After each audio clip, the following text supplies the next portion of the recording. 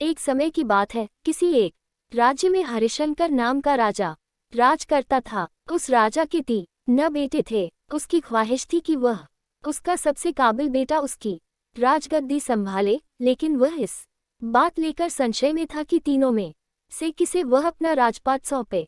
एक दिन राजा को एक तरकीब सूझी। उसने उसी समय अपने तीनों बेटों को बुलाया और कहा, बेटे जब मैं तुम सबसे एक सवाल पूछता हूँ, अगर तुम लोगों के सामने एक गुनहगार खड़ा हो तो तुम उसके साथ क्या करोगे? इस पर राजा के पहले बेटे ने कहा, हाँ, उस अपराधी को सजाए मौत दी जानी चाहिए। उद्धरण चिन्ह। वहीं दूसरे बेटे ने कहा, गुनहगार को कालकोठरी में बांध देना चाहिए।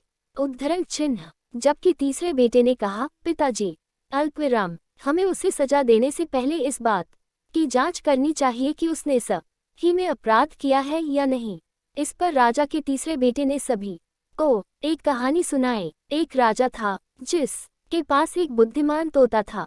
एक बार उस तोता ने महाराज से कहा, मुझे अपने माता और पिताजी के पास जाना है। उद्धरण चिन्ह। राजा ने उसकी बात नहीं मानी, लेकिन तोता ने हार नहीं मानी। वह लगातार महाराज से जिद करने लगा कि मुझे माता पिता के पास जाने दें।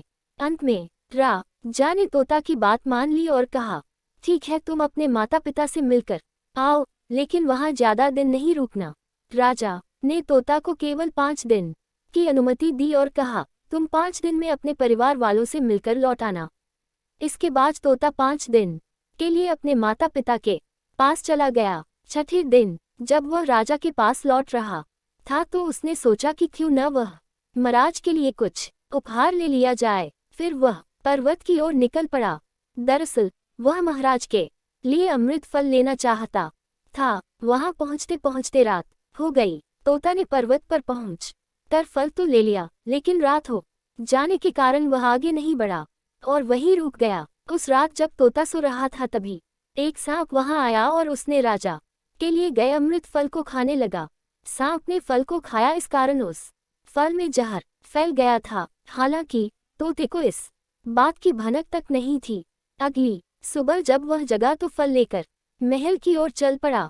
जब वह महल पहुंचा तो खुशी खुशी सीधे राजा के पास गया और कहा, महाराज, मैं आपके लिए यह अमृत फल लेकर आया हूँ। आप इसे खाएंगे तो सदा के लिए अमर हो जाएंगे। यह सुनकर राजा काफी प्रसन्न हुए। उन्होंने तुरंत उस अमृत फल को खाने के लिए मांगा। इस पर एक मंत्री ने कहा, जरा रुकिए महाराज, आप इस फल को बिना जांच किए कैसे खा सकते हैं? एक बार यह देख तो लीजिए कि तोता द्वारा लाया गया यह अमृत फल सही है या नहीं। राजा उस मंत्री की बात से सहमत हुआ और कहा कि तुरंत इस फल को एक कुत्ते को खिलाया जाए। राजा का आदेश पाकर सैनिक ने फल का एक टुकड़ा कुत्ते को खिलाया। फल खाते ही कुत्ते की मौत हो गई।